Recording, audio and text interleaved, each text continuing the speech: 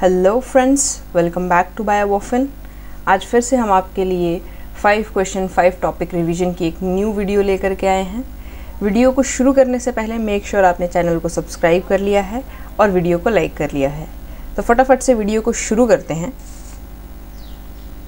पहले क्वेश्चन में आपसे पूछ रखा है, which one of the following pairs of plant growth regulators and their functions is mismatched. है ना, आपको क्या दे रखे हैं, आपको हॉर्मोन्स दे रखे हैं, उनके फंक्शन दे रखे हैं। आपको पूछा है कि मिसमैच कौन सा वाला है। जैसे ऑक्सिन के साथ दिया है प्रमोट सेल एलोंगेशन, ये बिल्कुल सही बात है। दूसरा दे रखा है gibberellins promote bud and seed dormancy, है ना, ये ऑप्शन गलत है। तो राइट आंसर भी यही हो जाता है। जिबरेलिन जो है वो एक्चुअली में आपकी जो बड डोरमेंसी को ब्रेक करता है ना, बड और सीड डोरमेंसी को ब्रेक करता है। साइटोकाइनिन डिले सेनेसेंस ये सही है, और एब्सिसिक एसिड जो है वो स्टोमेटा की क्लोजिंग करवाता है, ये भी सही है। यानी कि राइट ऑप्शन जिबरेलिक एसिड हो जाता है। अब ऐसा करते हैं कि वन बाय वन इन चारों हॉर्मोन्स के बारे में कुछ इंपॉर्टेंट बातें समझ लेते हैं, है ना, रिवाइज कर लेते हैं। सबसे पहले शुरू करते हैं हम लोग ऑक्सिन से। ऑक्सिन की डिस्कवरी डार्विन एक्चुअली में बेसिकली उनके बेटे और डार्विन दोनों जो थे वो ऑक्सिन के ऊपर काम कर रहे थे। हुआ क्या था कि उन्होंने देखा था कि कोई भी प्लांट है ना, वो किस तरफ को बेंड हो जाता है, जिस साइड पे लाइट आ रही होती है। उन्होंने ये सोचा कि ऐसा क्यों हो रहा है कि प्लांट जो है वो लाइट वाली साइड को बेंड कर रहा है, ऐसा क्यों हो रहा है। तो उन्होंने क्या किया, मतलब उन्होंने जो एक्सपेरिमेंट्स रन किए उनमें देखने को मिला उनको कि कोई वाटर सॉल्युबल इन्फ्लुएंस है ना, इन्फ्लुएंस नाम दिया उन्होंने बोला कि कोई वाटर सॉल्युबल इन्फ्लुएंस है जो कहाँ बनता है, प्लांट के कॉलियोपेटाइल रीजन में बनता है। ठीक है, ये जो वाटर सॉल्युबल इन्फ्लुएंस है ये इलेक्ट्रिकल ट्रिगरिंग कॉज करता है, इलेक्ट्रिकल ट्रिगरिंग कॉज करता है, जिसकी वजह से बेंडिंग होती है। ठीक है, तो इसको प्रूव करने के लिए, ये देखने के लिए कि सच में ऐसा होता है, ऐसी कोई चीज़ है या नहीं, एक एक्सपेरिमेंट रन किया गया। ठीक है, उस एक्सपेरिमेंट में क्या किया, एक आपके पास क्या लिया, ऐसे न्यूली जर्मिनेटेड सीड लिया, है ना, उसके ऊपर क्या था, कॉलियोपेटाइल। देन इस कॉलियोपेटाइल को कट कर दिया गया, इसके ऊपर प्लेस किया गया अगार ब्लॉक। इन्होंने देखा कि जब अगार ब्लॉक को बिल्कुल बीचों बीच प्लेस किया हुआ है तो ये बिल्कुल सीधा बढ़ रहा है, कोई बेंडिंग नहीं हो रही है। लेकिन जैसे ही अगार ब्लॉक को थोड़ा सा ऑफ द सेंटर किया, उस टाइम पे बेंडिंग जो है वो स्टार्ट हो गई। अब इसका नतीजा ये निकला कि इन्होंने ये पाया कि जो भी ये चीज़ थी, है ना, जिसको हम ऑक्सिन बोल रहे हैं, ये जो ऑक्सिन है वो एक्चुअली में कहाँ पे बन रहा है, वो बन रहा है यहाँ जहाँ पे ये सन है ना, इसके सन के एक्सपोजर में जो सेल्स हैं वो ऑक्सिन बनाते हैं। ऑक्सिन शेडी वाले एरिया में ट्रांसपोर्ट करता है, वहाँ पे सेल इलोंगेशन करता है, जिसकी वजह से बेंडिंग हो जाती है। ठीक है, अब ये कैसे पता चला, क्योंकि यहाँ पे जो अगार ब्लॉक था ना, इसमें ऑक्सिन देखो हर इक्वली पूरे कॉलियोपेटाइल पे डिस्ट्रीब्यूटेड है ना, इसकी इस तरह से विड्थ होगी तो हर जगह इक्वली डिस्ट्रीब्यूटेड है, कहीं पे उसको मूवमेंट करने का, कहीं शेडी वाले हिस्से पे जाने का कुछ मौका नहीं मिल रहा, इसीलिए बेंडिंग नहीं हुई, क्योंकि इक्वली हर जगह पे ऑक्सिन डिस्ट्रीब्यूटेड था। लेकिन जैसे ही अगार ब्लॉक को यहाँ प्लेस किया गया, अब इस अगार ब्लॉक में यहाँ पे ऑक्सिन होगा, यहाँ से लाइट जो है वो आ रही होगी, यानी कि ऑक्सिन यहाँ पे अगर प्रेजेंट है तो यहाँ वाले सेल इलोंगेट करेंगे, जिसकी वजह से बेंडिंग हुई। ठीक है, तो इससे हमें ये पता चला कि एक्चुअली में यहाँ पर कोई एक ऐसी चीज़ है जिसको नाम दिया गया बाद में ऑक्सिन, है ना। किसने दिया था, WF वेंट ने। ओके, इतनी चीज़ अगर क्लियर है तो थोड़ा सा आगे बढ़ते हैं और इसकी प्रोडक्शन की बात करते हैं कि कहाँ कहाँ पे प्रोडक्शन जो है वो ऑक्सिन की होती है। ठीक है, तो सबसे पहले तो मेनली ये एपिकल मेरिस्टम में बनता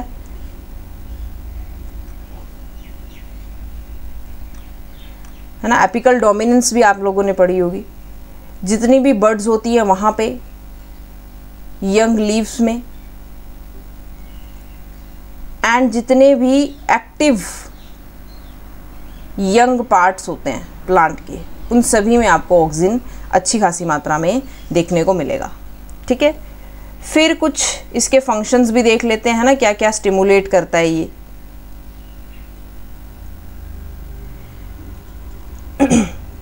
देखो सबसे पहले तो इनलार्जमेंट ऑफ सेल करवाता है, सेल्स की इनलार्जमेंट है ना। दूसरा जो अदर हॉर्मोन्स हैं, या ऐसा कह सकते हैं अदर प्लांट ग्रोथ रेगुलेटर्स हैं, उनकी प्रोडक्शन में ये हेल्प करता है। बेसिकली किसकी? इथाइलिन की। ठीक है, इथाइलिन भी हार्मोन है। कौन सा हार्मोन है? राइपनिंग हार्मोन है ना। फ्रूट राइपनिंग जो करवानी होती है वो कौन करवाता है? इथाइलिन हार्मोन करवाता है। तो उसकी प्रोडक्शन जो है वो ऑक्सिन की वजह से हो पाती है। ठीक है, और क्या क्या काम ये कर सकता है? तो ये स्टेम ग्रोथ करवाता है ना। और क्या करवाता है? इनिशिएशन करवाता है रूटिंग की, इनिशिएशन ऑफ रूट्स। ठीक है, सेल डिवीजन ऑफ कैम्बियम,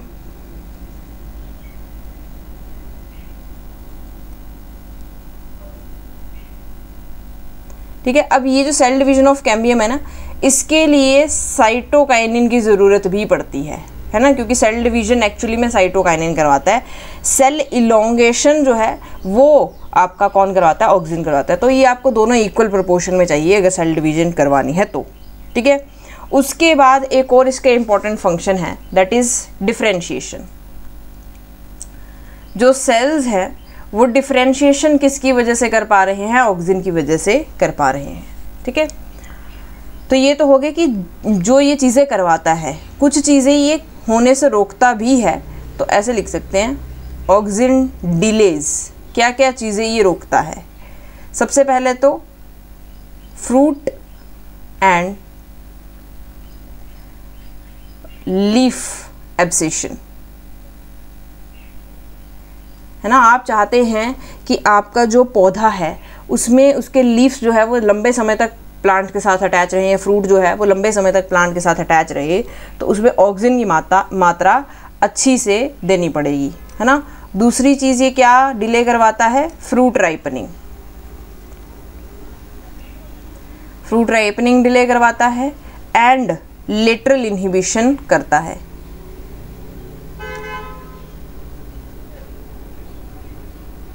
ठीक है, लेटरल इनहिबिशन का मतलब क्या है उसको भी देख लेते हैं एक बार। हमने पढ़ा था कि एपिकल डोमिनेंस होती है, यानी कि अपेक्स वाले हिस्से में ऑक्सिन की मात्रा अच्छी होगी। इसके नीचे भी तो ब्रांचिंग होनी है ना।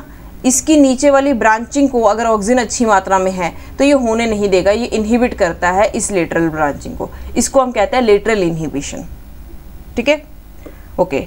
इसके बाद एक और चीज़ जो आपको समझनी है, दैट इज़ मूवमेंट। इसका मूवमेंट कैसे होता है? ठीक है, देखो नॉर्मली तो ऑक्सिन जो है वो सिंपल डिफ्यूजन से भी डिफ्यूज़ हो सकता है, लेकिन क्योंकि सिंपल डिफ्यूजन एक स्लो प्रोसेस है, इसलिए वो क्या प्रेफर करता है? वो प्रेफर करता है एक्टिव ट्रांसपोर्ट। अब एक्टिव ट्रांसपोर्ट कैसे हो पाता है वो देखना है। इसमें होता है पंपिंग मैकेनिज़्म, है ना। प्लांट जो है वो पंपिंग मैकेनिज़्म को यूज़ करता है। ये पंपिंग मैकेनिज़्म इस सिंपल डिफ्यूजन से 10 टाइम्स फास्टर मूव करवाता है ऑक्सिन को। ठीक है, इसीलिए ऑक्सिन जो है वो सिंपल डिफ्यूजन को यूज़ कम करके क्या यूज़ करता है? मेनली एक्टिव ट्रांसपोर्ट को यूज़ करता है। एक और चीज़ जो आपको याद रखनी है, यहाँ पे पोलर मूवमेंट होती है। ठीक है, क्या मतलब है पोलर मूवमेंट होने का? तो ऐसे समझो कि जैसे ऑक्सिन है, जहाँ पर ये बन रहा है वो वाला आपका कौन सा हिस्सा है? सोर्स वाला, है ना।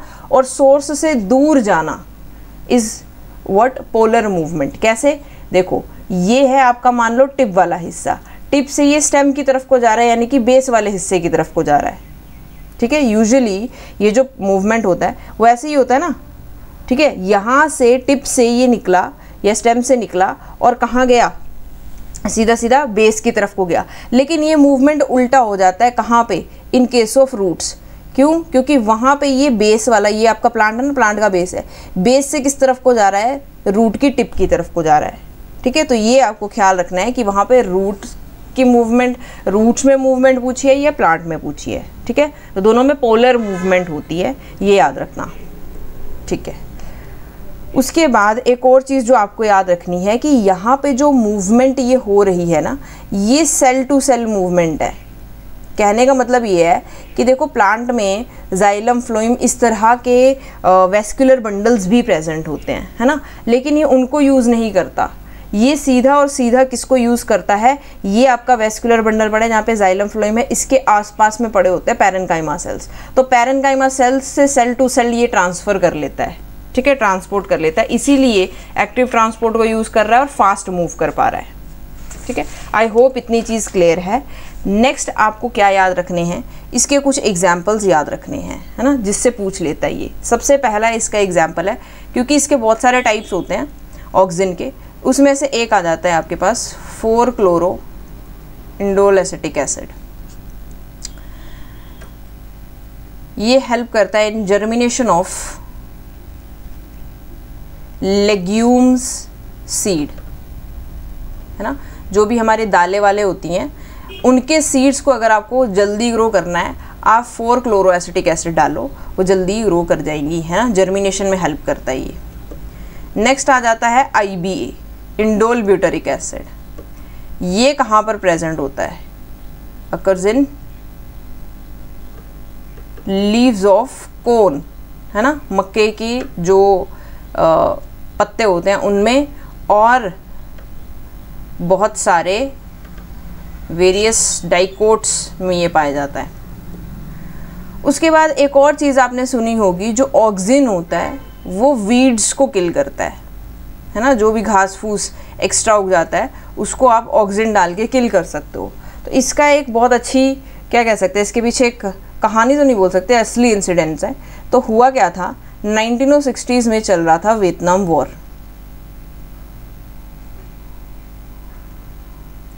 वॉर, ठीक है, और वॉर के दौरान एजेंट ऑरेंज का यूज़ किया गया था। किसने बनाया था एजेंट ऑरेंज? यूएसए ने बनाया था वियतनाम के खिलाफ। क्या किया था, 1:1 की प्रोपोर्शन में ऑक्सिन्स लिए थे, 2 अलग अलग टाइप के। कौन कौन से थे? एक तो था 2,4-D और दूसरा था 2,4,5-T। ये दोनों ऑक्सिन इक्वल प्रोपोर्शन में मिलाए और इसको नाम दिया गया एजेंट ऑरेंज, है ना, और इसको ले जाके वहाँ पे फैला दिया, जिसकी वजह से वहाँ के सारे जंगल डिफोलिएट हो गए, ठीक है। तो उसको इस तरह से वॉर में भी यूज़ किया जा सकता है, मतलब किया गया था, ठीक है। चलो इतना काफ़ी है ऑक्सिन के लिए। हाँ, एक और चीज़ भूल गए हम, अगर आपसे प्रिकर्सर पूछ ले ऑक्सिन का तो ट्रिप्टोफैन याद रखिए, ट्रिप्टोफैन से ऑक्सिन बनता है, ठीक है, प्रिकर्सर है ये ऑक्सिन का। नेक्स्ट चलते हैं, नेक्स्ट हार्मोन डिस्कस करते हैं, दैट इज जिबरलिन्स, जिबरलिक एसिड भी कहते हैं इसको। 1926 में इसकी कहानी शुरू हुई। साइंटिस्ट आए क्यूरोसावा, ठीक है। क्यूरोसावा ने एक्चुअली में क्या देखा कि राइस के जो फील्ड्स हैं उनमें एक डिजीज़ कॉज हो रहा है जिसको कहा गया बकैने डिजीज़। इसको फूलिश सीडलिंग डिजीज़ भी कहते हैं, ठीक है। और इन्होंने देखा कि ये जो डिजीज़ कॉज हो रहा है ना, ये एक फंगस की वजह से हो रहा है। जिस फंगस का नाम आपको याद रखना है, जिबरेला फूजिकोरे, ठीक है। तो ये वो फंगस थी जो कि ये डिजीज़ कॉज कर रही थी, किसमें? राइस फील्ड्स में, ठीक है। अब इससे आपसे पूछा क्या जा सकता है, सोर्स कई बार पूछ लेता है कि कहाँ कहाँ पर आपको देखने को मिलेगा, है ना। तो जो इमेच्योर सीड्स होते हैं डाइकॉट्स के, उनमें आपको ये देखने को मिलेगा। और कहाँ पे देखने को मिल सकता है? रूट्स हो गए, ठीक है, और शूट टिप्स में भी देखने को मिल जाता है, और यंग लीव्स में देखने को मिलता है, प्लस फंजाई तो आपको पता ही है ना, फंगस तो इसको प्रोड्यूस करेंगे ही। अच्छा, इसके अलावा और आपसे क्या पूछ सकता है कि इसकी मूवमेंट बताओ कैसे होती है। ठीक है, जैसे अभी हमने पीछे पढ़ा था कि जो ऑक्सिन है वो कैसे मूव कर रहा था, वो मूव कर रहा था with the help of active transport, यानी कि पोलर मूवमेंट हो रही थी। यहाँ पर मूवमेंट नॉन पोलर होती है ना, यानी कि यहाँ पे कोई ग्रेडियंट कुछ नहीं बनेगा, जिसकी वजह से इसको किसके थ्रू ट्रेवल करना पड़ेगा, जाइलम एंड फ्लोएम के थ्रू। ठीक है, अच्छा, इसका प्रिकर्सर अगर आपसे पूछ ले तो प्रिकर्सर याद रखिए एसिटिल कोएंजाइम ए, है ना। इसको आप पढ़ते हैं कहाँ, रेस्पिरेशन में। तो एसिटिल कोएंजाइम ए से ये बनता है। अगर इसके पोटेंशियल की बात करें तो एक साइंटिस्ट थे जिन्होंने जिबरेलिक एसिड को किस पे यूज़ किया था, कैबेज पे यूज़ किया था, और लगभग 2 मीटर्स तक वो ग्रो कर गई थी। एक इंसान से भी कह सकते हैं, नॉर्मल एवरेज इंसान से भी, इंसान की हाइट से भी लंबी, लगभग 6 फीट तक वो ग्रो कर गई थी। तो यानी कि पोटेंशियल तो काफ़ी है। कहाँ कहाँ इसको यूज़ कर सकते हैं, ये स्टिमुलेशन करता है किसकी, रूट ग्रोथ की, है ना, रूट्स की ग्रोथ को अच्छे से ग्रो करवा सकता है। और अगर मान लो कि आपके पास कोई ड्वार्फ प्लांट आ जाए, ड्वार्फ प्लांट, उसको आपको जिबरेलिक एसिड का ट्रीटमेंट देना है, उसकी ग्रोथ बिल्कुल नॉर्मल हो जाएगी। ठीक है, तो इस तरह से जिबरेलिक एसिड को यूज़ किया जा सकता है। ठीक है, नेक्स्ट इसके भी कुछ एप्लीकेशंस हैं, उनको भी देख लेते हैं।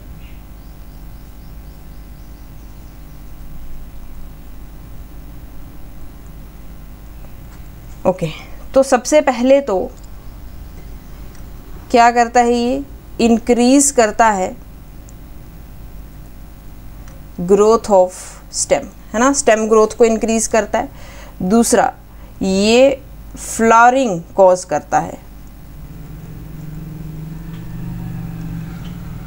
तीसरा, जो कि इस सवाल का भी उत्तर था, है ना, कि ये ब्रेक करता है बड एंड सीड डॉर्मेंसी। ठीक है, तो बड और सीड डॉर्मेंसी को ये तोड़ता है, उनको जर्मिनेट करने में हेल्प करता है, और ये यील्ड भी बढ़ाता है। ठीक है, फॉर एग्जांपल जैसे कि शुगर केन हो गया, राइस हो गया, इनकी यील्ड्स बढ़ाने में हेल्प करता है। और आजकल आप देख रहे होंगे प्रोडक्शन ऑफ सीडलेस ग्रेप्स। ठीक है, सीडलेस ग्रेप्स, ये ऐसे कह सकते हो कि इनका साइज़ भी बढ़ जाता है इसकी वजह से। होता कैसे है ये देखो, नॉर्मली जो हम कह सकते हैं कि पहले के जो हमारे ग्रेप्स थे वो होते थे गोलाकार के, और इनके जो ब्रांचेस हैं ना, ये इनमें ज़्यादा डिफरेंस नहीं होता था। क्यों? क्योंकि ये लंबाई कम है ना, अगर इसका साइज़ बढ़ जाए तो इनकी जो ब्रांचिंग है इनके बीच में डिफरेंस आ जाएगा। यही चीज़ जिबरेलिक एसिड ने कर दी। उसने क्या किया, इसकी लेंथ बढ़ा दी, जिसकी वजह से अब ब्रांचिंग में डिफरेंस आ गया, इनको ग्रो करने के लिए अच्छा स्पेस मिल गया। और पहले क्या होता था, स्पेस नहीं मिलता था, एक दूसरे के साथ चिपके होते थे ये, तो डिजीज़ कॉज होकर इनकी लाइफ स्पैन भी कम थी। अब इसकी लाइफ स्पैन भी बढ़ गई। क्यों? क्योंकि बीच से एरिएशन हो सकती है ना आराम से। ठीक है, तो ये फ़ायदे हैं कुछ जिबरेलिक एसिड के। और आजकल इसको कहाँ यूज़ किया जा रहा है, तो production of seeds of conifers, है ना, कॉनिफर्स का जो सीड प्रोडक्शन है उसको इंक्रीज करने के लिए भी किसका यूज़ कर रहे हैं, जिबरेलिक एसिड का यूज़ कर रहे हैं। और एक अच्छा एप्लीकेशन है इसका माल्टिंग, है ना, जो ब्रूइंग इंडस्ट्री है, ये माल्टिंग का प्रोसेस वहाँ पे फास्ट कर देता है। माल्टिंग के प्रोसेस में होता क्या है, स्टार्च डाइजेशन करते हैं, है ना, स्टार्च जितनी जल्दी डाइजेस्ट होगी, माल्टिंग उतनी जल्दी होगी, उतनी जल्दी बियर तैयार की जा सकती है। ठीक है, तो ये कुछ था किसके बारे में, आपका उसके जिबरेलिक एसिड के बारे में। नेक्स्ट जो आपका हार्मोन है दैट इज साइटोकाइनिन।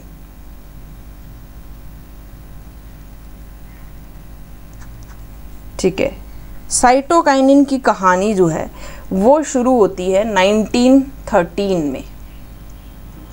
ठीक है। कौन से साइंटिस्ट आए थे? हेबरलैंड।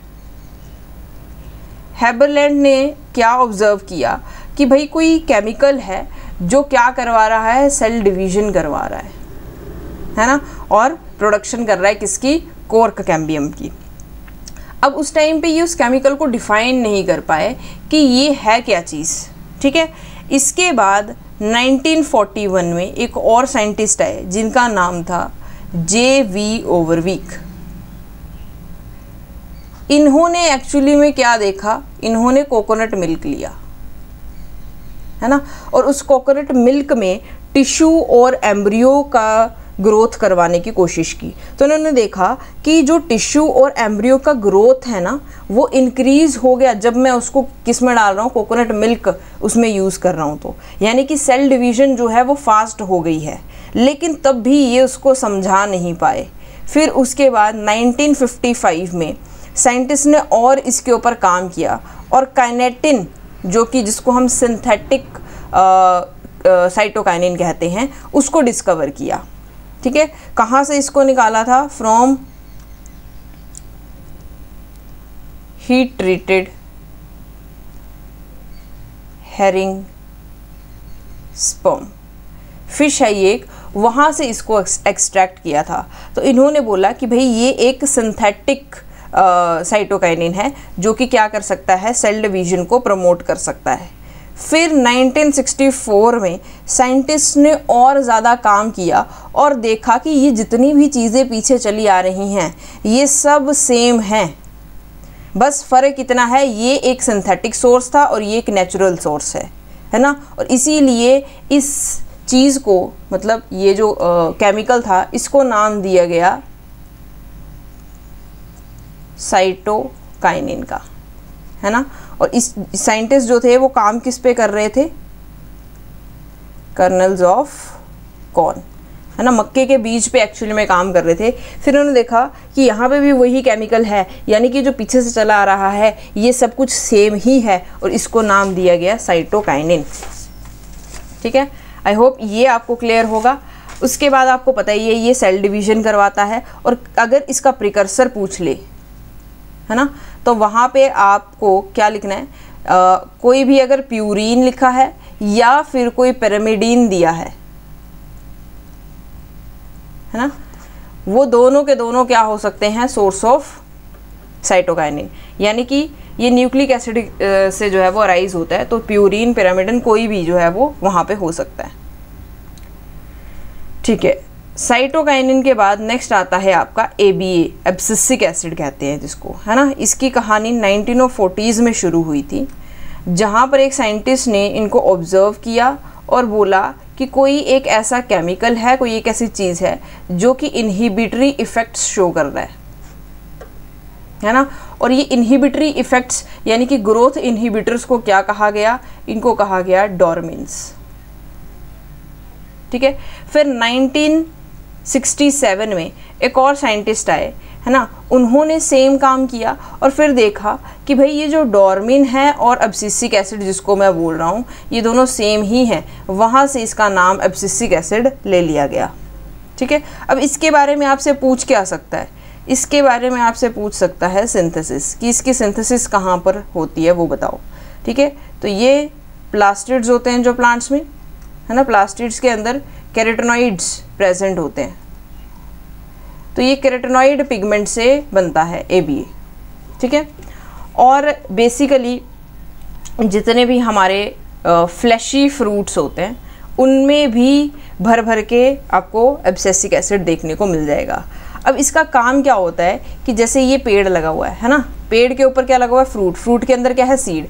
इस सीड की जर्मिनेशन यहीं पे ना हो जाए, है ना, क्योंकि इसको यहाँ पे ये जर्मिनेट कर भी गया तो ज़्यादा लंबा टिकेगा नहीं, और अगर टिकेगा नहीं तो इसके फेलियर के चांसेस ज़्यादा हैं। इसीलिए एब्सिसिक एसिड क्या करता है, जब तक ये फ्रूट यहाँ पेड़ के साथ लगा हुआ है तब तक इसको रोक के रखता है, इसको जर्मिनेट नहीं होने देता है।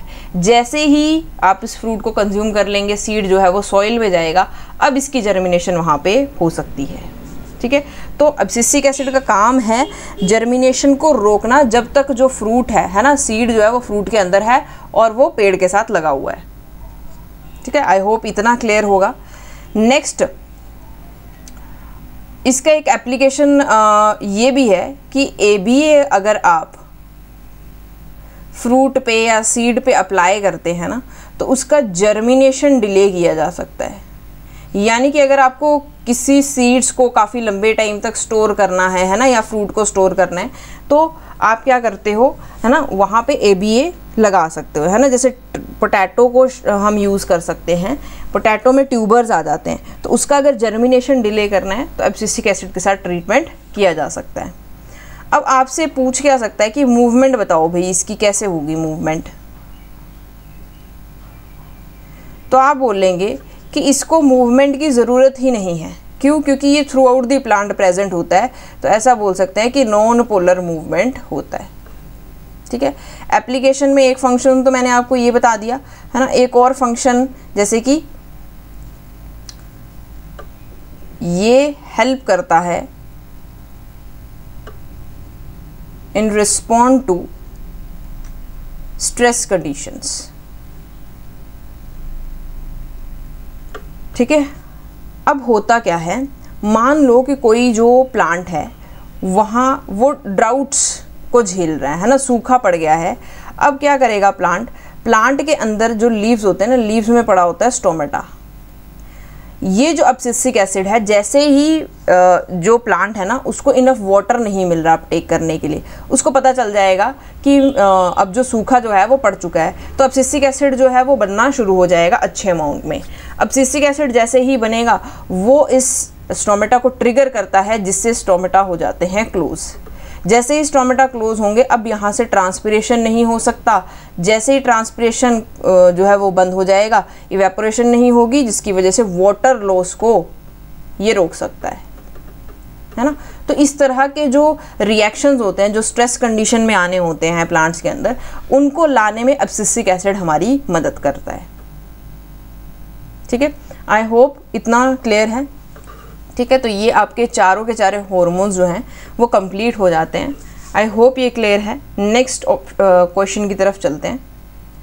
नेक्स्ट क्वेश्चन में आपसे पूछ रखा है, which one is not true for the species possessing C4 pathway, कि ऐसी कौन सी स्टेटमेंट है जो C4 जो पाथवे, जो प्लांट C4 पाथवे करते हैं वो नहीं होता है इसमें, है ना।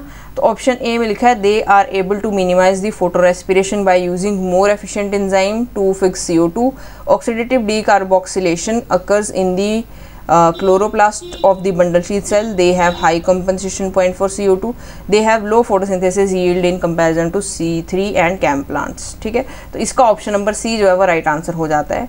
I'll tell you कैसे। देखो, दो तरह के प्लांट्स होते हैं, C3 एंड C4, ठीक है, CAM भी होते हैं। अब C3 प्लांट्स वो होते हैं जो केल्विन साइकिल को फॉलो करते हैं, और C4 प्लांट्स होते हैं जो C4 साइकिल को फॉलो करते हैं। अब C4 साइकिल में केल्विन साइकिल भी चलती है, ऐसा नहीं है कि इसमें ये नहीं चलती, ठीक है। बस यहाँ पे क्या होता है, एक एक्स्ट्रा एंजाइम प्रेजेंट होता है जिसको हम बोलते हैं पेप कार्बोक्सिलेज, ठीक है। इस पेप कार्बोक्सिलेज की खास बात ये होती है कि एनवायरनमेंट में अगर पॉइंट्स में भी है ना कार्बन डाइऑक्साइड प्रेजेंट है, ये उसको भी ट्रैप कर लेता है। लेकिन ये काम जो है वो आपके C3 प्लांट्स नहीं कर पाते, क्योंकि इनके पास होता है रुबिस्को एंजाइम। रुबिस्को जो है वो CO2 भी फिक्स कर सकता है ना, और ऑक्सीजन भी फिक्स कर सकता है। अब ये डिपेंड कैसे करता है कि ये कार्बन डाइऑक्साइड को फिक्स करेगा या ऑक्सीजन को फिक्स करेगा, तो एनवायरनमेंट में ऑक्सीजन या फिर कार्बन डाइऑक्साइड की मात्रा, यानी कि अगर कार्बन डाइऑक्साइड की मात्रा जो है वो ज़्यादा होगी तो ये किसको फिक्स करेगा, कार्बन डाइऑक्साइड को फिक्स करेगा। लेकिन अगर इसके आसपास ऑक्सीजन की मात्रा ज़्यादा होगी तो उस टाइम पे ये कार्बन फिक्सिंग को रोक देगा और O2 को फिक्स करने लग जाता है, जिसको हम C2 साइकिल बोलते हैं, फोटो रेस्पिरेशन बोलते हैं, है ना। तो अब ये चीज़ जो है C4 प्लांट्स में नहीं होती, क्योंकि यहाँ पे एक अच्छा खासा एंजाइम होता है जो थोड़ी मात्रा में भी अगर कार्बन डाइऑक्साइड प्रेजेंट होगी तो उसको भी ले लेता है। यानी कि हाई कंपनसेशन पॉइंट किसका हुआ, C2 के लिए, C3 का, ना कि C4 का। इसीलिए ये ऑप्शन जो है वो राइट हो जाता है हमारे पास, है ना, क्योंकि हमसे नॉट ट्रू पूछा है। अब कुछ और चीज़ें हैं उनके बारे में हम डिस्कस कर लेते हैं। C4 साइकिल के बारे में हम बात कर रहे थे, तो हमने बोला कि 2 तरह की साइकिल्स रन होती हैं, C3 और C4, है ना। अब जो C3 प्लांट्स होते हैं उनमें क्या होता है, उनमें सिर्फ और सिर्फ आपके पास मीज़ोफिल सेल्स होते हैं। इन मीज़ोफिल सेल्स में क्लोरोप्लास्ट पड़ा होता है। लेकिन C4 प्लांट्स में क्या होता है, मीज़ोफिल सेल्स होते हैं प्लस बंडल शीथ सेल्स होते हैं, है ना। और इन दोनों के पास क्लोरोप्लास्ट होता है। ये जो अरेंजमेंट है इसको हम कहते हैं क्रेन्स एनाटॉमी, ठीक है। अब यहाँ पे ट्रांसपोर्टेशन के लिए अगर आपसे पूछ ले तो आप बोलोगे कि यहाँ पे प्लाज्मोडेस्माटा प्रेजेंट होते हैं C4 में, है ना। प्लाज्मोडेस्माटा का काम क्या होता है, देखो प्लांट प्राइमरी सेकेंडरी इस तरह के मेटाबोलाइट्स बनाता है, ठीक है। और इन मेटाबोलाइट्स को जब इनको ट्रांसफ़र करना होता है एक सेल से दूसरे सेल में, तो ये प्लाज्मोडेस्माटा हेल्प करते हैं। यानी कि मीज़ोफिल सेल से अगर कुछ ट्रांसपोर्ट करना है बंडल शीथ सेल में तो प्लाज्मोडेस्माटा करेगा, और बंडल शीथ सेल से अगर मीज़ोफिल सेल में कोई मेटाबोलाइट ट्रांसफ़र करना है तब भी प्लाज्मोडेस्माटा हेल्प करता है, ठीक है। और इसकी खास बात, जो आपकी C4 साइकिल होती है ना, इसमें C4 एसिड्स बनते हैं, ठीक है। कौन कौन से, मेलेट या फिर एस्पार्टेट, ठीक है। ये आपके क्या कह सकते हैं, फर्स्ट स्टेबल इंटरमीडिएट्स होते हैं किसके, C4 साइकिल के, ठीक है।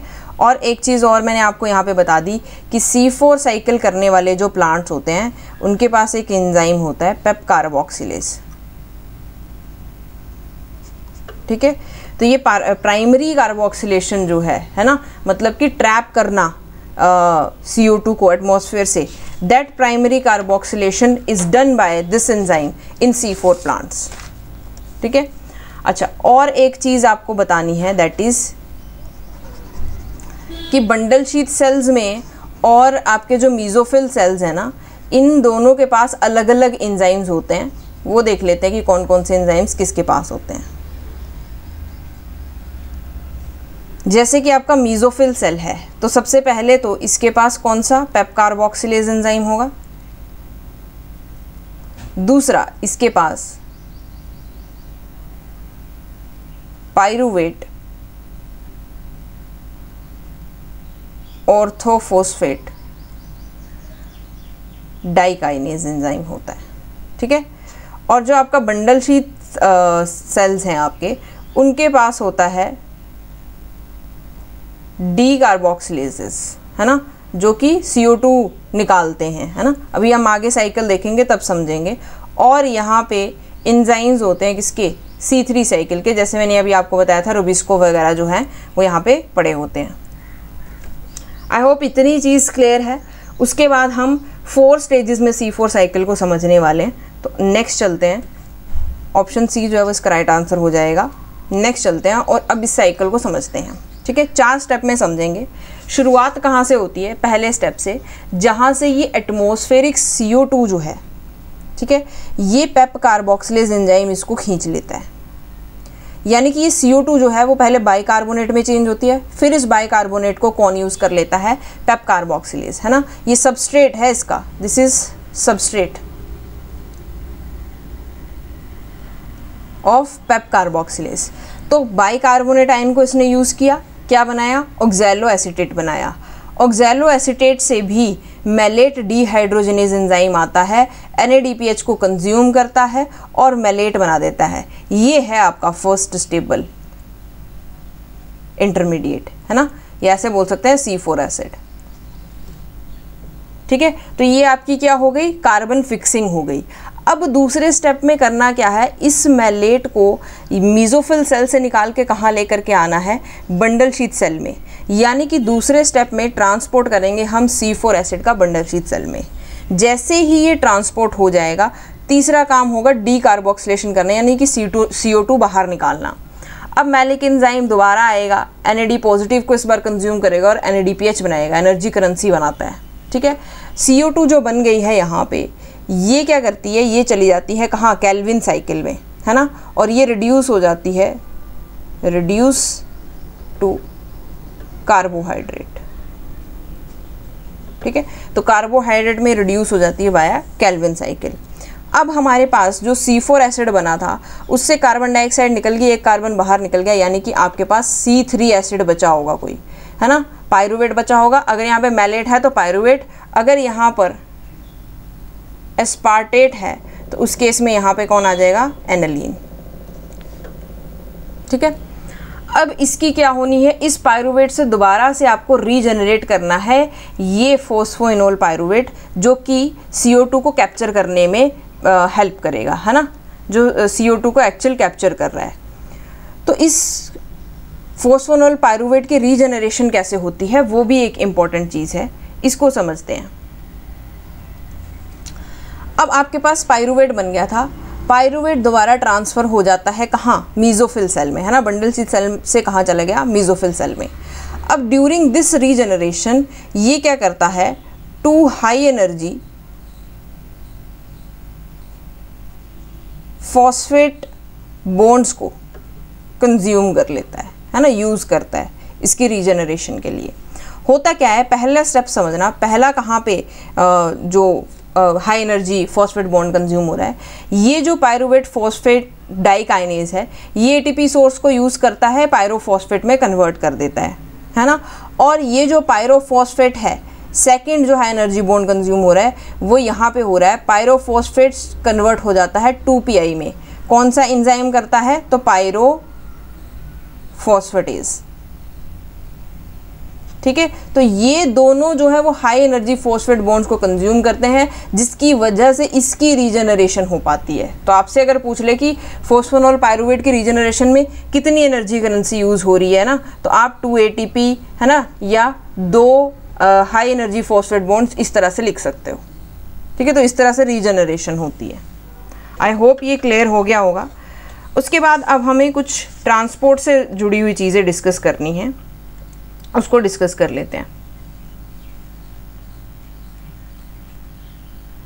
ट्रांसपोर्ट, ठीक है। अभी मैंने आपको पीछे बताया था कि जो मीज़ोफिल सेल्स होते हैं और बंडल शीथ सेल्स होते हैं उनके बीच में मोबिलिटी चल रही होती है ना। कैसे चलती है, एक तो मैंने आपको बता दिया कि प्लाज्मोडेस्माटा हेल्प करता है ना, और दूसरा कौन हेल्प करता है, डिफ्यूजन ग्रेडियंट बनता है, जिसकी वजह से कोई भी चीज़ जो है वो डिफ्यूजन ग्रेडियंट की मदद से यहाँ से वहाँ मूव कर पाती है ना। मूव करेगी किससे, प्लाज्मोडेस्माटा की मदद से, ठीक है। उसके बाद ये तो था कि अगर 2 सेल्स के बीच में, जैसे मीज़ोफिल सेल्स और बंडल शीथ सेल्स के बीच में होना है तो इस तरह से प्लाज्मोडेस्माटा की मदद से और डिफ्यूजन ग्रेडियंट की मदद से हो जाएगा। लेकिन अगर सेल के अंदर, है ना, विद इन सेल ट्रांसपोर्ट करना है, ट्रांसपोर्ट होना है, तो कैसे होगा, तो वहाँ पे बनता है कॉन्सेंट्रेशन ग्रेडियंट, ठीक है। कॉन्सेंट्रेशन ग्रेडियंट की मदद से हो सकता है, प्लस यहाँ पे ट्रांसलोकेटर्स भी होते हैं, है ना, जैसे कि क्लोरोप्लास्ट एनवेलप है, वहाँ पे ट्रांसलोकेटर्स होते हैं। तो क्लोरोप्लास्ट से अगर कोई चीज़ अंदर बाहर जानी है तो ट्रांसलोकेटर की मदद से चली जा रही है। वैसे ही अगर किसी और ऑर्गेनेली से कहीं और कोई चीज़ जानी है तो कंसंट्रेशन ग्रेडियंट की मदद से भी जा सकती है। तो ये 2 फिनोमेना सेल के अंदर काम करते हैं। सेल के बाहर, है ना, बिटवीन 2 सेल्स जो है वो ये वाला फिनोमेना काम कर रहा है, ठीक है। कई बार इससे भी पूछ लेता है, तो ये भी ध्यान रखना है। ओके, उसके बाद एक इम्पॉर्टेंट चीज़ जो ये करते हैं दैट इज़ फोटो रिसेप्शन का, फोटो रेस्पिरेशन का, C2 साइकिल का सप्रेशन। कैसे करते हैं वो समझना। हमने बोला था CO2 आई, है ना, CO2 एटमॉस्फेयर में अच्छी खासी मात्रा में है और ये एंटर कर जाती है एट द एंड, यहाँ से पूरा कहाँ चली जाती है, बंडल शीथ सेल्स में। तो हम सीधा लिख लेते हैं कि ये चली गई बंडल शीथ सेल्स में। अब बंडल शीथ सेल्स में ये कार्बन डाइऑक्साइड की मात्रा जो है एट लास्ट एक्यूमुलेट हो रहा है ना वहाँ पे, तो CO2 की मात्रा अच्छी खासी हो जाएगी, है ना। और जैसे ही कार्बन डाइऑक्साइड की मात्रा जो यहाँ पे एलिवेट करेगी, रुबिस्को की साइट पे भी तो, है ना, जो रुबिस्को एंजाइम इस C3 साइकिल में पड़ा हुआ है, वहाँ पे भी तो इसकी मात्रा बढ़ जाएगी। अगर वहाँ पर कार्बन डाइऑक्साइड की मात्रा जो है वो बढ़ जाएगी तो यहाँ पे ये ऑक्सीजन की फिक्सिंग को, है ना, ऑक्सीजन की फिक्सिंग को सप्रेस कर देगा, यानी कि ये क्या नहीं करेगा, ऐसे लिख सकते हैं, suppress oxygenation, oxygenation of ribulose 1,5 bisphosphate, है ना। इसके साथ ही होती है, कार्बन फिक्सेशन होती है तो भी, और अगर ऑक्सीजन वाली होती है तो भी। तो ये बोलता है कि ये ऑक्सीजनेशन नहीं करता है फिर राइबुलोज 1,5 बिसफॉस्फेट की, क्योंकि कार्बन डाइऑक्साइड ज़्यादा होगी तो रुबिस्को किसको प्रेफर करेगा, कार्बन डाइऑक्साइड को प्रेफर करेगा, जिसकी वजह से क्या सुप्रेस हो जाता है, सुप्रेस फोटो रेस्पिरेशन, है ना। फोटो रेस्पिरेशन नहीं हो पाती, यानी कि C2 साइकिल नहीं चलेगी। ठीक है, इतनी चीज़ ध्यान रखनी है। अच्छा, उसके बाद कई बार आपसे इसके बारे में पूछ लेगा कि C4 प्लांट के कुछ एग्जाम्पल्स बताओ, तो उसके लिए एक दो एग्जाम्पल याद रख लो, जैसे कि कॉर्न, जैसे कि मिलेट, सोरगम, है ना, और शुगर केन। ये सारे के सारे किसके एग्जाम्पल है, जिनमें C4 साइकिल चलती है। ठीक है, इस तरह से और भी प्लांट्स हैं। अच्छा, एक और चीज़ जो इसमें देखनी है, दैट इज़ कि अब ये जो कंसंट्रेशन हो रही है ना, CO2 यहाँ पे आकर के कंसंट्रेट हो रहा है, इसका एनर्जी कॉस्ट क्या है। हमने रीजनरेशन वाले पार्ट का एनर्जी कॉस्ट देखा, लेकिन इसका एनर्जी कॉस्ट नहीं देखा। तो इसका एनर्जी कॉस्ट क्या है, यहाँ पर क्या एनर्जी जो है वो लगती है, उसके बारे में बात कर लेते हैं। ठीक है, ये बोलता है कि अगर CO2 का एक मॉलिक्यूल आपको ट्रांसपोर्ट करना है ना, यहाँ से यहाँ ट्रांसपोर्ट करना है, तो कितनी एनर्जी लगेगी, तो हम बोलते हैं कि भाई 2 ATP लगेगी। ठीक है, एक मॉलिक्यूल के लिए। ठीक है, अगर हम CO2 को फिक्स करना चाहते हैं और C4 एंड C3 दोनों को मिक्सअप करके अगर बात करें, तो टोटल एक कार्बन डाइऑक्साइड के लिए कितनी एनर्जी लगेगी, 5 ATP लगेंगी प्लस 2 NADPH लगेंगे। ठीक है, एक कार्बन के लिए। ये दोनों C4 और C3 मिला करके बात हो रही है। ठीक है, अगर सिर्फ और सिर्फ यहाँ से आपसे पूछा है कि C4 साइकिल में कितनी लगती है यहाँ तक ले जाने के लिए, है ना, केल्विन साइकिल में ले जाने के लिए, तब आप बोलेंगे कि इस पूरे ट्रांसपोर्ट में 2 ATP लगती हैं। ठीक है, I hope this is clear कि 2 ATP कैसे लगती हैं, है ना, यहाँ पे यूज हो रही है। ठीक है, ओके, इसके बाद अच्छा आपसे एक और सवाल यहाँ पे पूछा जा सकता है, दैट इज़ कि रेगुलेशन कैसे होती है एंजाइम्स की, है ना। इन एंजाइम्स को कैसे पता कि अभी हमें काम करना है और अभी हमें नहीं करना है, तो रेगुलेशन कैसे होती है C4 एंजाइम्स की, उनकी बात करते हैं। मेन एंजाइम्स की बात करेंगे, जैसे कि NADP, इसके लिए कौन सा आता है, NADPH लिख लेना। ठीक है, मेलेट डिहाइड्रोजनेज, मेलेट डिहाइड्रोजनेज। अच्छा, ये एंजाइम जो होता है ना, ये एक्टिव कब होता है, ये एक्टिव रहता है अपनी रिड्यूस्ड फॉर्म में।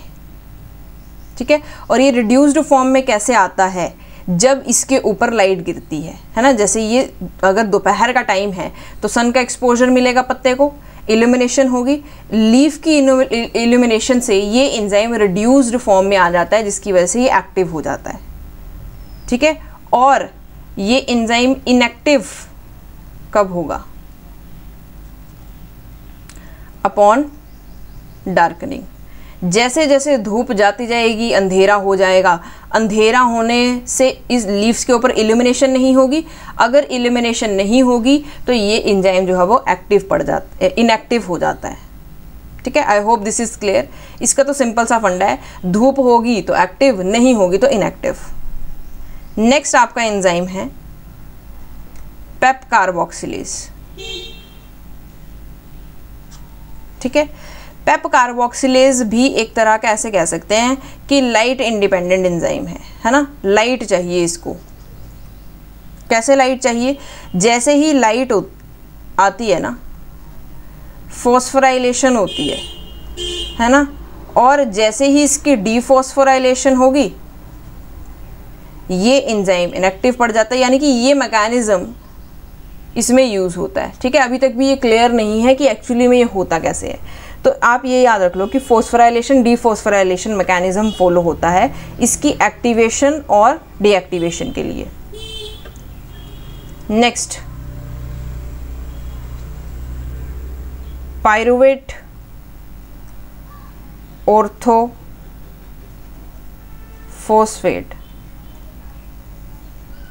डाइकाइनेज एंजाइम।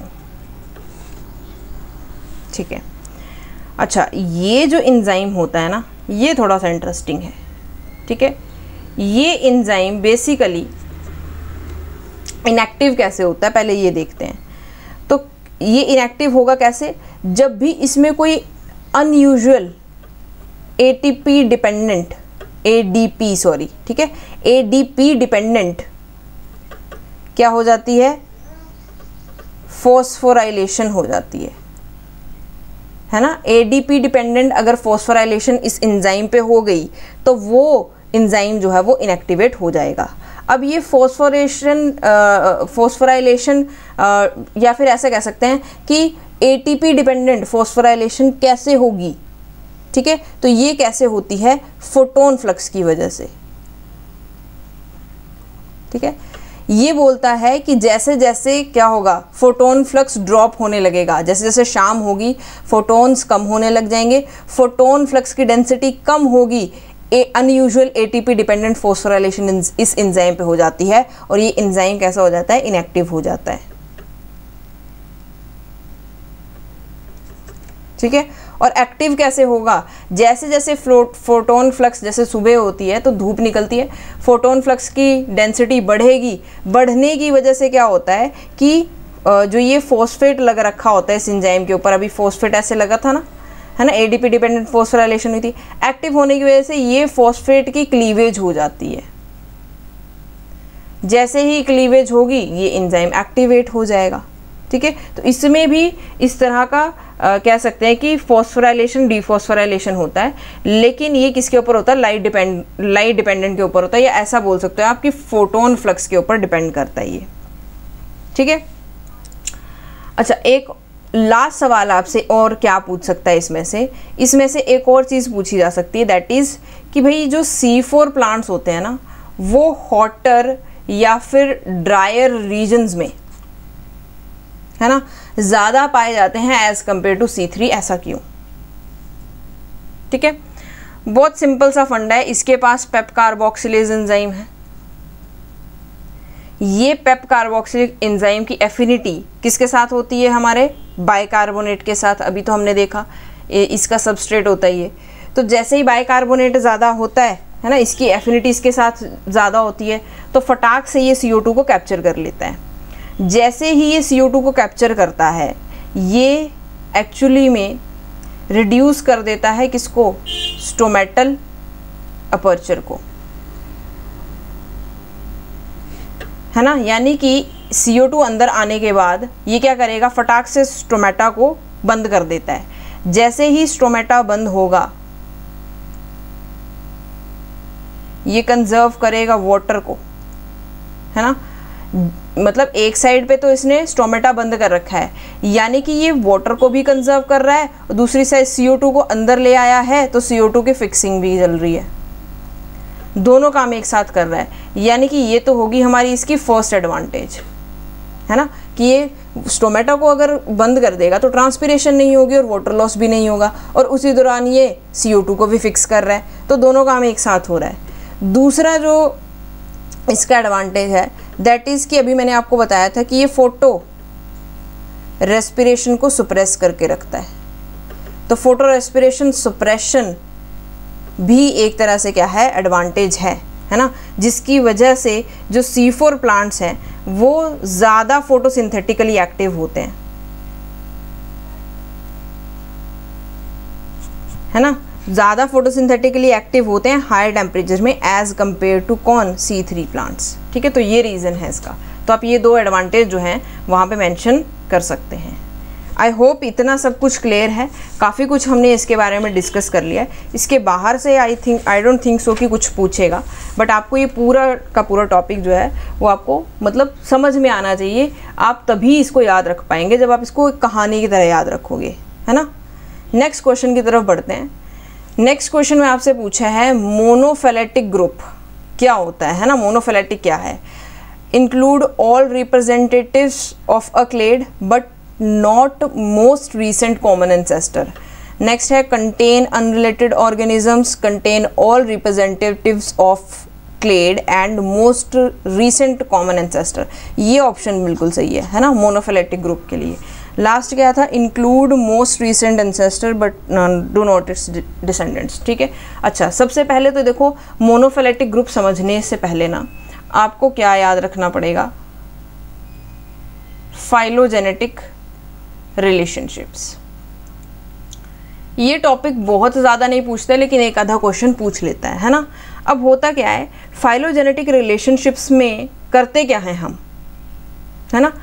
ये बोलता है कि जो फाइलोजेनेटिक रिलेशनशिप्स होते हैं ना, इसमें हम स्पीशीज़ को प्लेस करते हैं, है ना। बहुत सारी स्पीशीज़ लेते हैं और फिर एस्टिमेट करते हैं कि उनकी सिमिलैरिटीज़ क्या हैं, उनकी डिफरेंसेस क्या हैं, और फिर उनको एक फाइलोजेनेटिक ग्रुप में प्लेस कर देते हैं कुछ इस तरह से, है ना। उसको हम बोलते हैं फाइलोजेनेटिक रिलेशनशिप बनाना, कि इनकी आपस में ट्रेट्स देखेंगे, कुछ कैरेक्टर देखेंगे, उसके सिमिलैरिटी के बेसिस पे, उसके डिफरेंसेस के बेसिस पे हम उनको एक ही ग्रुप में प्लेस कर देते हैं, है ना।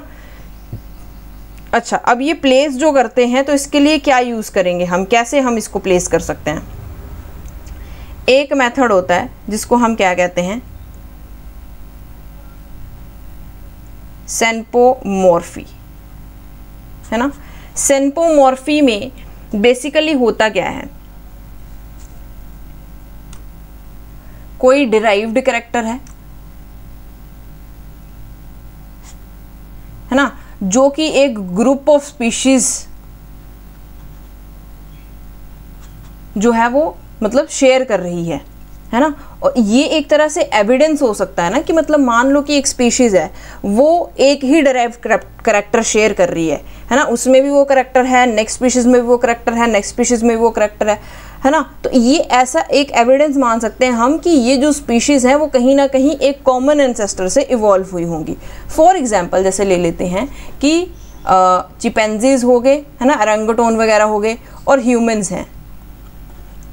इनका अब ये भी देखो, चलने को तो जो गोरिल्लाज और ये होते हैं ये भी 2 पैरों पे चल सकते हैं आराम से, है ना, और ह्यूमंस भी होते हैं बाइपेडल। तो यानी कि इनका जो एंसेस्टर है वो कहीं ना कहीं कॉमन रहा होगा। ठीक है, तो इस तरह से जो डिराइव्ड कैरेक्टर्स हैं उनको हम यूज़ करके फाइलोजेनेटिक रिलेशनशिप्स बना सकते हैं। ठीक है, एक तो ये तरीका होता है। नेक्स्ट, अगर कोई और तरीका अगर आपको देखना है ना, क्योंकि देखो आप बहुत सारे फाइलोजेनेटिक रिलेशनशिप्स बन सकते हैं, है ना, बिलियंस ऑफ फाइलोजेनेटिक रिलेशनशिप बनाए जा सकते हैं। इसीलिए आप इस टेक्निक को कम यूज़ करके किसको ये यूज़ करते हैं? पार्सिमनी को, है ना।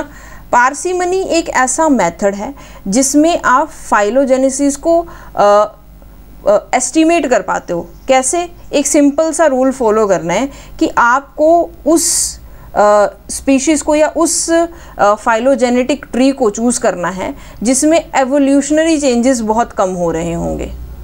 ठीक है, एवोल्यूशनरी चेंजेस जिसमें बहुत कम हो रहे होंगे, फ्यू हो रहे होंगे। ठीक है, वो ट्री को आप चूज़ करोगे जिसमें एवोल्यूशनरी चेंजेस बहुत कम हो रहे होंगे। ऐसा क्यों? क्योंकि उस ट्री से हमें ये पता चल रहा होगा कि बहुत ही मतलब कम फ्यूएस्ट ट्रेट अराइज हुए होंगे, है ना। एक बार में देखो, अगर क्या हो रहा है, इस एक स्पीशीज़ आई, एक स्पीशीज़ के बाद उससे दूसरी स्पीशीज़ आई, फिर तीसरी आई, फिर चौथी आई, ऐसे, है ना। तो कोई एक, अगर इस स्पीशीज़ से कोई एक नई स्पीशीज़ बन जाए तो कोई एक कैरेक्टर आया होगा ना, है ना। इस स्पीशीज़ से अगर कोई और दूसरी स्पीशीज़ बन गई तो कोई एक कैरेक्टर आया होगा। तो ये कहता है कि ऐसा कोई फाइलोजेनेटिक ट्री आप चूज़ करो है ना, जिसमें बहुत ही कम वो आ रहे होंगे, क्या बोल सकते हैं, एवोल्यूशनरी चेंजेस आ रहे होंगे, फ्यूएस्ट ट्रेट अराइज हुए होंगे, ठीक है। और इससे आप क्या कर सकते हो, रिवर्सल भी करके देख सकते हो। अगर आप रिवर्स भी जाते हो तब भी वो बिल्कुल सही बैठता है कि हाँ, अगर ये इसमें ट्रेड डाल दे तो ये इसमें ट्रेड डाल दे दोबारा वापस, तो ये वाला जो कॉमन एंसेस्टर है ये बन जाएगा वापस से। तो बेसिकली ये जो मेथड है ये कॉमन एंसेस्ट्री के लिए यूज़ करते हैं हम, कि कॉमन एंसेस्टर कौन रहा होगा हमारा, ठीक है। तो ये एक तो डिराइव्ड ट्रेड्स को आप एज एविडेंस की तरह यूज़ कर रहे हो, इससे आप कॉमन एंसेस्टर निकाल सकते हो, है ना, जिनके, क्योंकि देखो आप क्या कर रहे हो कि जो शेयर ट्रेट नहीं है हमारे साथ, किसके, एंसेस्ट्रल वाले, ठीक है। तो यानी कि ये रिवर्सल मेथड को फॉलो करता है। बस मेरे कहने का मतलब इतना सा है ना, डिफरेंसेस देखता है ये। जहाँ पे हम पहले सिम्फनी में क्या बोल रहे थे कि सिमिलैरिटीज़ देखो भाई, सिमिलैरिटीज़ तो देखो। अब जैसे हमारे पास हैंड्स अगर हम देखें, वेल्स में भी हैंड्स होते हैं, बस वो फ्लैप की तरह यूज़ होते हैं, है ना। बर्ड्स में भी हैंड्स होते हैं, वो विंग्स की तरह यूज़ होते हैं। ह्यूमंस में हैंड्स होते हैं, लेकिन देखो तीनों का यूज़ तो अलग अलग है ना, लेकिन हैंड्स तो हैं सब में। तो यानी कि हम सिमिलैरिटी के बेसिस पे इन तीनों को एक ही फाइलोजेनेटिक ट्री में प्लेस नहीं कर सकते, इसलिए सिम्फनी मेथड जो है ये फेल हो जाता है। लेकिन पार्सिमनी मेथड जो है वो रिवर्सल चलता है ना, बैक ऑफ दी उस पर चलता है। तो कॉमन एंसेस्टर ढूंढने में ईजी होता है, जिसको आप क्या कह सकते हो कि हाँ, ये कहीं हद तक सही आपको फाइलोजेनेटिक ट्री ढूंढने में हेल्प कर सकता है, ठीक है। इसलिए हम पार्सिमनी को फॉलो करते हैं। अच्छा, उसके बाद अलग अलग तरह के ग्रुप्स बनाए जाते हैं, जिसमें से एक होता है कौन सा, मोनोफाइलेटिक ग्रुप। मोनोफाइलेटिक ग्रुप में ऐसा कह सकते हैं हम कि वो सेट ऑफ स्पीशीज चूज करते हैं हम, ठीक है। इसको समझते हैं ज़रा, यहीं पे देख लेते हैं पहले।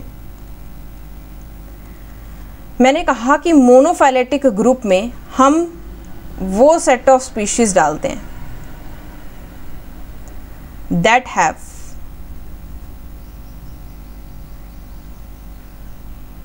descended from a common ancestor, ठीक है। मोनोफाइलेटिक ग्रुप में हम सारे के सारे वही स्पीशीज प्लेस करते हैं जो कि एक कॉमन एंसेस्टर से अराइज हुई होती हैं, ठीक है। इसको क्लेड भी बोल सकते हो आप, क्लेड भी बोल देते हैं इसको, ठीक है। फिर उसके बाद आ जाते हैं कौन, आउट ग्रुप्स।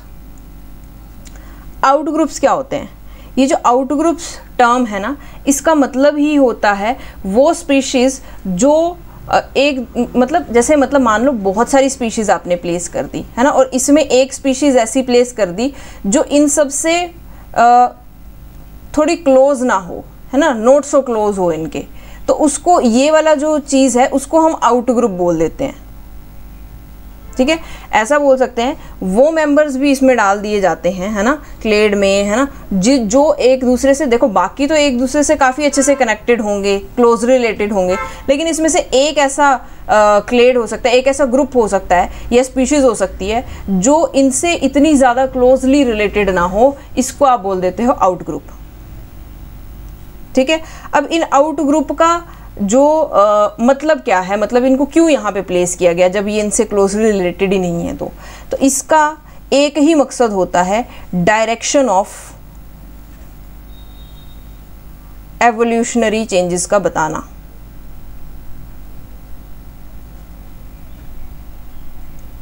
है ना, कि जो एवोल्यूशन है वो किस डायरेक्शन में हुआ होगा। तो ये एवोल्यूशनरी चेंजेस की डायरेक्शन हमें बताता है कौन, आउट ग्रुप्स। आई होप इतना क्लियर होगा।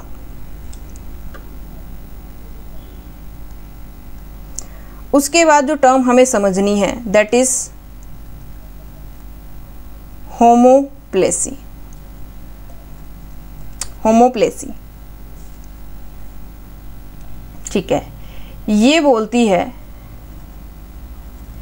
इंडिपेंडेंट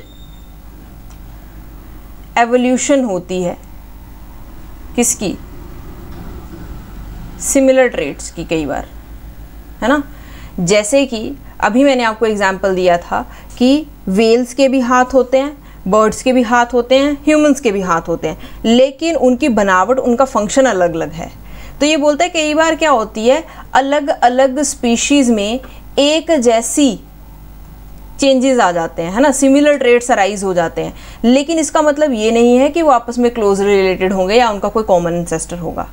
इसी वजह से हम फाइलोजेनेटिक ट्रीज को बहुत हद तक 100% ट्रू जो है वो डिपिक्ट नहीं कर सकते, ठीक है, क्योंकि वहाँ पे बहुत सारी चीज़ें ऐसी होती हैं, जैसे कि यहाँ पे होमोप्लेसी एक फैक्टर है ना, क्योंकि इंडिपेंडेंट एवोल्यूशन हो जाता है सिमिलर ट्रेट्स का, जिसकी वजह से कन्फ्यूजन पैदा हो जाती है कि ये पता नहीं इस ट्रेट का मतलब इस पूरे फाइलोजेनेटिक ट्री में ये स्पीशीज़ आएगी भी या नहीं आएगी, ठीक है। तो ये एक्चुअली में प्रॉब्लम क्रिएट करती है कि फाइलोजेनेसिस को हम क्या कर सके, एस्टिमेट कर सके, क्योंकि कई बार सिमिलैरिटी जो है वो कॉज हो जाती है जैसे कि अभी होमोप्लेसी की वजह से, है ना। तो ऐसा भी हो सकता है कि वो शेयर्ड एंसेस्ट्री की वजह से कैरेक्टर्स ना आए हों या होमोलॉगी की वजह से ना आए हों, वो होमोप्लेसी की वजह से आए हों, लेकिन हम उनको एक ही ट्रेट में क्या कर दें, कंसीडर कर लें, है ना, एक ही ट्री में उनको डाल दें, ठीक है। तो ये भी एक फैक्टर होता है। अच्छा, और एक चीज़ आपको याद रखनी है, जो होमोप्लेसी होती है ना, ठीक है, it results from convergent evolution. कैसे आती है ये? कन्वर्जेंट एवोल्यूशन की वजह से आती है ना। ऐसे भी कह सकते हैं पैरेलल एवोल्यूशन होती है ना। अब जैसे मान लो कि एक टाइम पे वेल्स थी, ह्यूमंस थे और बर्ड्स थे, इन तीनों में एक ही टाइम पे पैरेलल एवोल्यूशन हो रहा था, जिसकी वजह से इनमें सिमिलर कैरेक्टर्स अराइज हो गए, ठीक है। तो ऐसा भी बोल सकते हैं। अच्छा, ये चीज़ें होगी। अच्छा, इसके बाद दो टर्म्स आपको और समझनी है। मोनोफैलेटिक ग्रुप्स आपने समझ लिए, दो ग्रुप्स और समझने हैं। एक होते हैं पैराफैलेटिक। पैराफैलेटिक कौन से ग्रुप होते हैं? Group that exclude some descendants, ठीक है। ये वो फाइलोजेनेटिक ट्री होता है या ऐसा ग्रुप होता है जिसमें सारे के सारे डिसेंडेंट्स, जैसे ये कॉमन एंसेस्टर, इसके सारे डिसेंडेंट्स जो है वो नहीं दर्शाए जाते, उसको हम कहते हैं पैराफाइलेटिक ग्रुप, ठीक है। मोनोफैलेटिक में देखो सारे के सारे कॉमन कह सकते हैं कि कॉमन एंसेस्टर से जितने भी रीसेंट स्पीशीज अराइज हुई है ना, वो सारी की सारी होती हैं उसमें, ठीक है। लेकिन यहाँ पे ऐसा नहीं होता, सारे के सारे जो डिसेंडेंट्स हैं वो उस ग्रुप में नहीं डाले जाते, ठीक है, कुछ एक्सक्लूड कर दिए जाते हैं, उसको हम बोलते हैं पैराफैलेटिक। नेक्स्ट है आपके पास पॉलीफैलेटिक। पॉलीफैलेटिक में क्या होता है? This is the group that contains unrelated organisms, ठीक है। कई बार क्या करते हैं, ऐसा एक ग्रुप बना दिया जाता है जिसमें कुछ अनरिलेटेड ऑर्गेनिजम्स को भी प्लेस कर दिया जाता है, तो उन अनरिलेटेड ग्रुप्स को कंटेन करने वाले ट्री को या ग्रुप को आप क्या कहेंगे? पॉलीफैलेटिक ग्रुप कहते हैं, ठीक है। आई होप ये दो तीन टर्म्स जो थी ये आपको क्लियर हैं। नेक्स्ट चलते हैं हम लोग। ये चीज़, अच्छा, ये चीज़ आपको समझानी ज़रूरी है कि क्यों अभी मैंने आपको बताया ना कि एस्टिमेट करना फाइलोजेनेटिक्स को बहुत ज़्यादा हार्ड होता है। जैसे यहाँ पे देखो, यहाँ पे इन्होंने बताया है, एक साइड पे इन्होंने स्पीशीज़ 1 में ए जीन, टी जीन और टी जीन, ये 3 जीन्स हैं, और ये स्पीशीज़ वाला अलग से फाइलोजेनेटिक ट्री बनाया हुआ है। अगर आप देखो कि स्पीशीज़ 1 में ए जीन थी, लेकिन फिर यहाँ पे कोई म्यूटेशन कॉज होगी, ये ए से टी में बदल गई, ठीक है, तो आगे वाली दोनों में टी जीन है। तो इसका जब इन्होंने स्पीशीज़ वाला फाइलोजेनेटिक बनाया है तो ये काफ़ी हद तक सही है, करेक्ट बन रहा है ना, दिख रहा है हमें।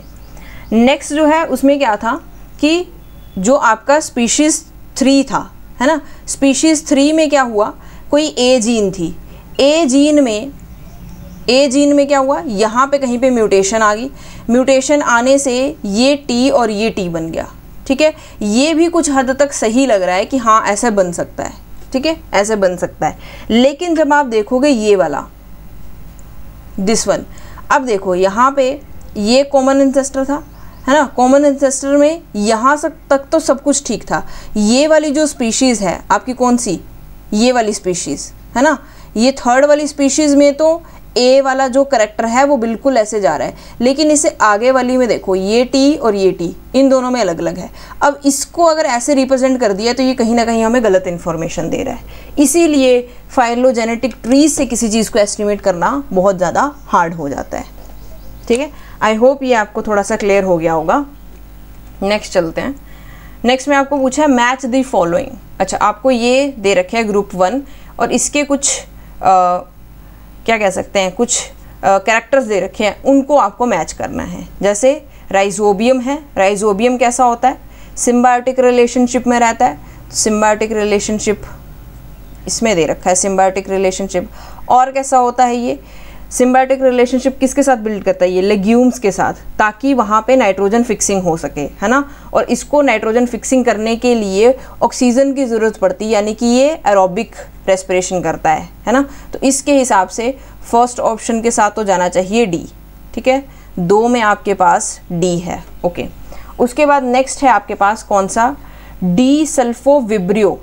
ठीक है, डी सल्फोविब्रियो एक सल्फेट रिड्यूसिंग बैक्टीरियम है ना, यानी कि सल्फेट को यूज़ करता है। ये थ्राइव करता है किसके ऊपर, एनारोबिक कंडीशंस में। ठीक है, तो एनारोबिक कंडीशंस दे रखी हैं। अच्छा, फ्री लिविंग भी है ये। अच्छा, एजोटोबैक्टर भी है। एजोटोबैक्टर को देखते हैं। एजोटोबैक्टर भी एक free living nitrogen fixing bacteria है ना, जिसको एरोबिक है ना, यानी कि इसको ऑक्सीजन की ज़रूरत पड़ती है। तो ये ऑक्सीजन को अगर ज़रूरत पड़ रही है तो यानी 3 वाला जो है वो किसके साथ जाना चाहिए, बी के साथ। ये वाला ऑप्शन कंसीडर कर रहे हैं अब हम ही। ठीक है, ओके। उसके बाद है क्रोमेटियम। क्रोमेटियम जो है ये एक फोटोसिंथेटिक सल्फर बैक्टीरियम है जो कि एनारोबिकली ग्रो करता है। ठीक है, तो ये भी एनारोबिकली ग्रो करता है, तो 4 के साथ सी, हाँ ये जा सकता है। देखो फोटोट्रॉफ लिखा है ना यहाँ पे, यानी कि ऑप्शन बी जो है वो बिल्कुल सही हो जाएगा।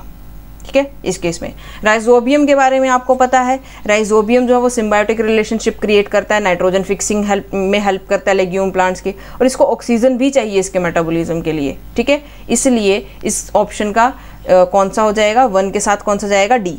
ठीक है, डी सल्फोविब्रियो जो है उसमें क्या होता है, ये फ्री लिविंग तो होता है लेकिन एनारोबिक होता है, उसको ऑक्सीजन की ज़रूरत नहीं पड़ती। अभी मैंने आपको बताया क्यों ऑक्सीजन की ज़रूरत नहीं पड़ेगी, क्योंकि फोटोसिंथेसिस नहीं करता है, सीधा का सीधा सल्फेट कहीं पे मिलेगा, है ना, उसको रिड्यूस करके उसको कंज्यूम करना शुरू कर देता है, इसलिए ये एक कीमोट्रॉफ बैक्टीरिया है। ठीक है, तो सेकंड के साथ जाएगा ए और थर्ड के साथ जाएगा कौन सा, बी, क्योंकि फ्री लिविंग होता है, एरोबिक रेस्पिरेशन करता है और होता कैसा है, कीमोट्रॉफ होता है ना, नाइट्रोजन फिक्सिंग बैक्टीरिया है ये। उसके बाद क्रोमेटियम है।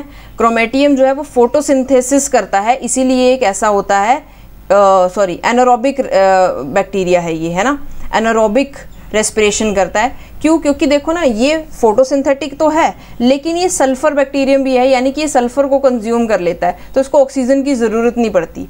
ठीक है, तो ये एनारोबिकली भी ग्रो कर लेगा। ठीक है, आई होप ये चीज़ क्लियर होगी। ऑप्शन बी जो है वो राइट आंसर हो जाएगा यहाँ पे। ओके, नेक्स्ट जो है आपके पास question, that is what is diphtheria toxin. Diphtheria toxin क्या है। ठीक है, अच्छा, डिप्थीरिया टॉक्सिन समझने से पहले ना इसका थोड़ा सा मैकेनिज्म समझ लेते हैं, कैसे काम करता है। इसका जो मैकेनिज्म है ये ADP राइबोसाइलेशन को इन्वॉल्व करता है। ठीक है, कैसे करता है, देखो ADP राइबोसाइलेशन कैसे होगी, ये बोलता है जो डिप्थीरिया टॉक्सिन होता है ना,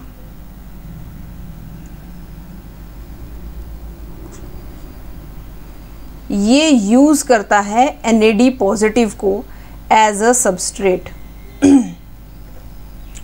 ठीक है, जब ADP राइबोसाइलेशन होती है उसमें ये जो डिप्थीरिया टॉक्सिन होता है NAD पॉजिटिव को एज अ सबस्ट्रेट यूज़ करता है। ठीक है, कैसे यूज़ करेगा उसको देखते हैं। देखो स्टेप्स देखना, पहले स्टेप में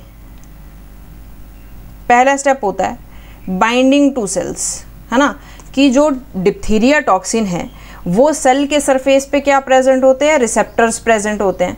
इन रिसेप्टर के साथ जाकर के वो बाइंड कर जाता है। अब जैसे ही वो बाइंड करेगा एंडोसाइटोसिस की मदद से, है ना, वेसिकल फॉर्मेशन होती है तो एंडोसाइटोसिस की मदद से ये सेल के अंदर चला जाएगा। ठीक है, तो बाइंडिंग टू सेल होगी। अब अंदर जाने के बाद इसको क्या करना है, एक्टिवेशन करनी है, किसकी, टॉक्सिन की। तो दूसरे स्टेप में ये टॉक्सिन को एक्टिवेट करेगा। कैसे करेगा, तो हमारे सेल के अंदर जो एंडोसोम होता है, एंडोसोम में कैसा एनवायरनमेंट होता है, एसिडिक एनवायरनमेंट। ये एसिडिक एनवायरनमेंट क्या करता है, क्लीव कर देता है इस टॉक्सिन को। किस में क्लीव कर देता है, दो डोमेन्स में। एक होती है आपके पास ए डोमेन, दूसरी होती है आपके पास बी डोमेन। ये जो ए डोमेन होती है ना, ये होती है आपकी एक्टिव डोमेन। ठीक है, यानी कि ये जाएगी और किस में एंटर कर जाएगी, साइटोसोल में। ठीक है, वहीं पे ये जो बी डोमेन होती है ना, ये इसकी एंट्री को फैसिलिटेट करती है, हेल्प करती है इसको एंटर करने में साइटोसोल में। अब एक बार अगर ये साइटोसोल में घुस गया, अब तीसरा स्टेप क्या हो जाएगा, टारगेटिंग इलोंगेशन फैक्टर 2, है ना, जो ट्रांसलेशन में होता है। अब ये जो ए डोमेन आपके पास थी, ये ए डोमेन आएगी और किसको टारगेट करेगी, सीधा इलोंगेशन फैक्टर 2 को। ठीक है, अब ये इलोंगेशन फैक्टर 2 एक्चुअली में क्या काम कर रहा होता है, ट्रांसलोकेशन करवाता है। ये ट्रांसलोकेशन ऑफ पेप्टाइडल टीआरएनए, है ना, पेप्टाइडल टीआरएनए की ट्रांसलोकेशन होनी होती है। अब क्योंकि इसने इसको टारगेट कर दिया है, किसको, इलोंगेशन फैक्टर 2 को, तो अब जो ये काम करने वाला था वो ये काम नहीं कर पाएगा। यानी कि नेक्स्ट स्टेप होगा कैटालिसिस। ठीक है, कैसे करेगा वो देखना। ए डोमेन है आपके पास, ठीक है, ए डोमेन क्या करता है, catalyses transfer of an ADP ribose group. ठीक है, कहाँ से लेगा ये ADP ribose group, NAD positive से। ठीक है, और किस पे डाल देगा, 2 diphthamide residue on elongation factor 2। इस इलोंगेशन फैक्टर 2 पे डिप्थेमाइड रेजिड्यू प्रेजेंट होता है। ये जो ए डोमेन है इस एडीपी राइबोज ग्रुप को कहाँ से लेगी, एनएडी पॉजिटिव से लेगी और किस पे अटैच करवा देगी, डिप्थेमाइड रेजिड्यू पे, जो ऑलरेडी इलोंगेशन फैक्टर के पास होता है। जैसे ही ये प्रोसेस होगा ये इनएक्टिवेट हो जाएगा। ठीक है, जैसे ही इनएक्टिवेशन हुई अब क्या होगा, लास्ट में आपको देखना है इम्पैक्ट क्या होगा इसका, है ना, इम्पैक्ट ऑन ट्रांसलोकेशन। जैसे ही इलोंगेशन फैक्टर 2 क्या हो जाएगा, इनएक्टिवेट हो जाएगा। इनएक्टिवेट होने के बाद जो राइबोसोम होगा, राइबोसोम जो है वो पेप्टाइडल टीआरएनए को मूव नहीं कर पाएगा। कहाँ से कहाँ मूव करना होता है, ए साइड से पी साइड पे मूव करना होता है। वो मूवमेंट हो नहीं पाएगी, जिसकी वजह से पूरी की पूरी प्रोटीन सिंथेसिस हॉल्ट हो जाएगी। जैसे ही ये हॉल्ट होगी सेल डेथ हो जाएगी, है ना, सेल की डेथ होना शुरू हो जाएगी क्योंकि प्रोटीन्स नहीं बन रहे होंगे। तो इस तरह से जो पूरा का पूरा ये डिप्थीरिया है वो इस तरह से अटैक करता है ना। अब हमें ऑप्शंस देखने हैं कि क्या करना है। पहला ऑप्शन बोल रहा है is cleaved on the surface of the susceptible eukaryotic cells into 2 fragments, one of which enters to the cytosol, binds to peptidal transferase and inhibits its protein synthesis, reacts with ATP to phosphorylate EIF2 and prevent the insertion of the met RNA interference RNA into the P site, or reacts with ADP positives to add, अच्छा यही वाला तो option है, react with ADP positive to add ठीक है। ADP ribose किसके ऊपर add करेगा, EF2 के ऊपर, और प्रिवेंट करता है ये movement of the peptidyl tRNA, कहाँ से, ए साइड से पी साइड तक, ठीक है। तो ऑप्शन डी इसका राइट आंसर हो जाएगा, ठीक है। पूरा का पूरा मैकेनिज्म मैंने आपको बता दिया कि कैसे काम करता है, ये 5 पॉइंट्स में आपको याद रखना है, ठीक है। आई होप आपको आज का वीडियो अच्छा लगा होगा, काफ़ी इन्फॉर्मेटिव लगा होगा, बहुत सारी चीज़ों को डिटेल में कवर अप किया है हमने इसमें, ठीक है। इसी तरह से हमें सपोर्ट करते रहें, वीडियो को लाइक करना ना भूलें, चैनल को सब्सक्राइब करना ना भूलें। मिलते हैं नेक्स्ट वीडियो में, तब तक के लिए टेक केयर।